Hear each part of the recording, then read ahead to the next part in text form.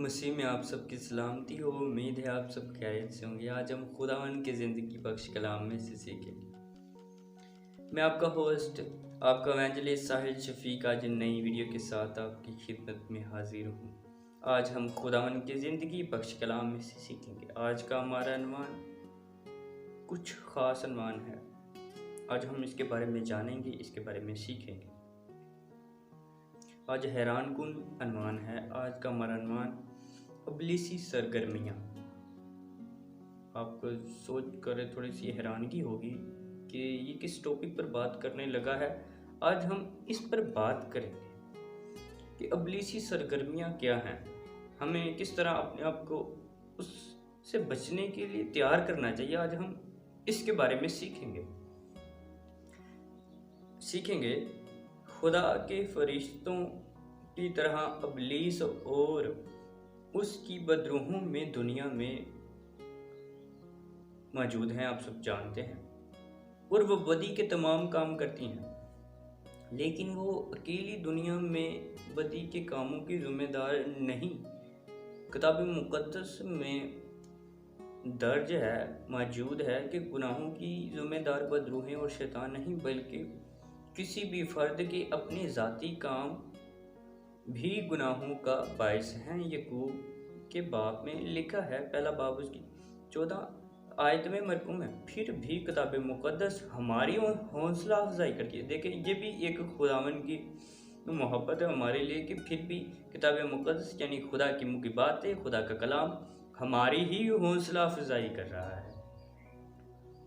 मज़ीद सीखेंगे कि हम होशियार और बेदार रहें, क्योंकि हमारा मुखालिफ इब्लीस गरजने वाले शेर बबर की तरह ढूंढता फिरता है कि किस को फाड़ खाए। पहला पत्रस 5 बाब उसकी 8वीं आयत में ये मरकूम। लिहाजा हमें उसका मुकाबला करने की हौसला अफजाई मिलती है, ताकि हम इब्लीस को कोई मौका ना दें। इब्लीस और उसकी बदरूहों की तरफ से हमले मुख्तलिफ शिकारों और मुख्तलिफ शक्लों और मुख्तलिफ दर्जों में होते हैं।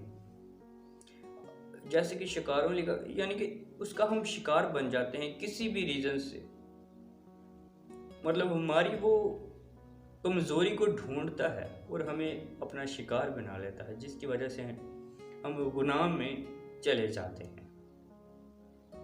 लिहाजा यस्सु पर ईमान लाने वालों को इस बात से आगाह होना चाहिए कि यस्सु ने मौत के वसीला से उसकी कुदरत को जाहिर किया, यानी कि खुदा ने अपनी जिसे मौत पर कुदरत हासिल थी, यानी कि इब्लीस को तबाह कर दिया।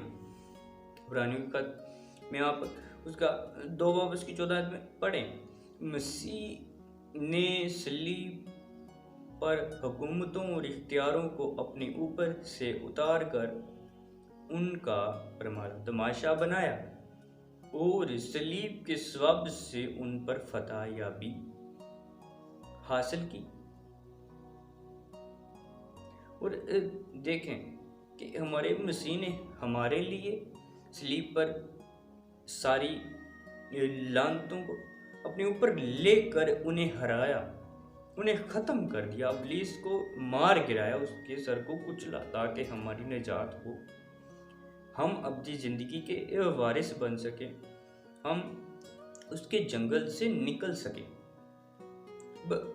क्या ही खूब आपको मैं बता रहा हूँ। लिहाजा जब हम इब्लीस और उनकी बदरूहों यानी कि हम पर हमलावर हों, तो हमें मसीह की फतह पर ईमान रखना और अपने मसीह की फतह को ईमान में मजबूती कर लेना और अपनी लड़ाई के हथियारों को इस्तेमाल करना है। असल में हमारा लड़ाई का हथियार मसीह पर ईमान है।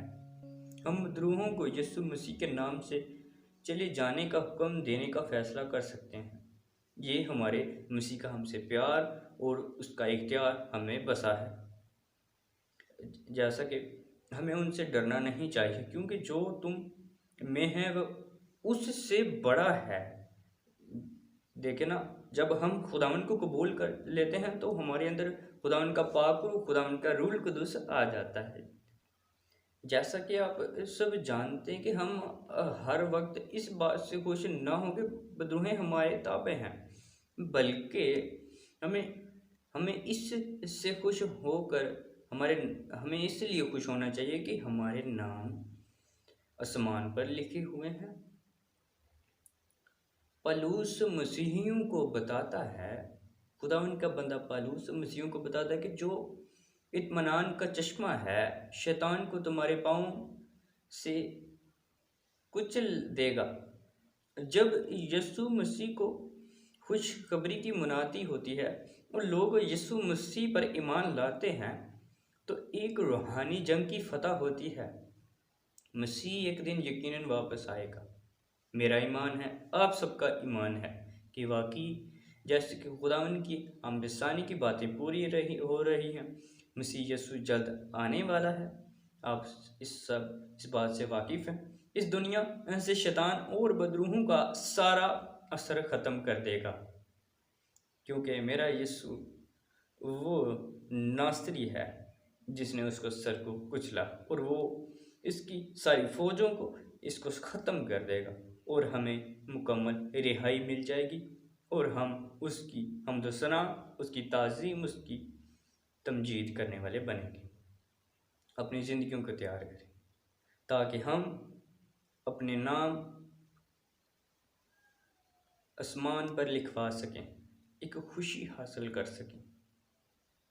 इस बात से हमें खुशी नहीं कि इब्लीस हमारे ताबे, बल्कि हमें इस बात से खुशी होनी चाहिए कि हमारे नाम किताब हयात में हैं कि नहीं हैं।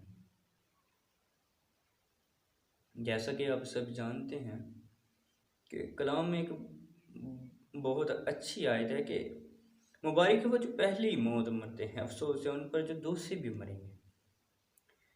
हमें कोशिश करनी चाहिए कि हम पहली ही मौत मरें, हमें दूसरी मौत का मरने का इंतज़ार ना करें, बल्कि अपने आप को तैयार करें ताकि हम पहली मौत मरें। इसलिए अपने आप को तैयार करें और मसीह को अपना निजात दहिंदा कबूल करें और उसकी गवाही दुनिया भर में दें। आप सबको खुदा बरकत दे। मेरे चैनल को सब्सक्राइब करें, खूब लाइक करें, खूब शेयर करें। खुदा आप सबको अपने जलाल के लिए इस्तेमाल करें।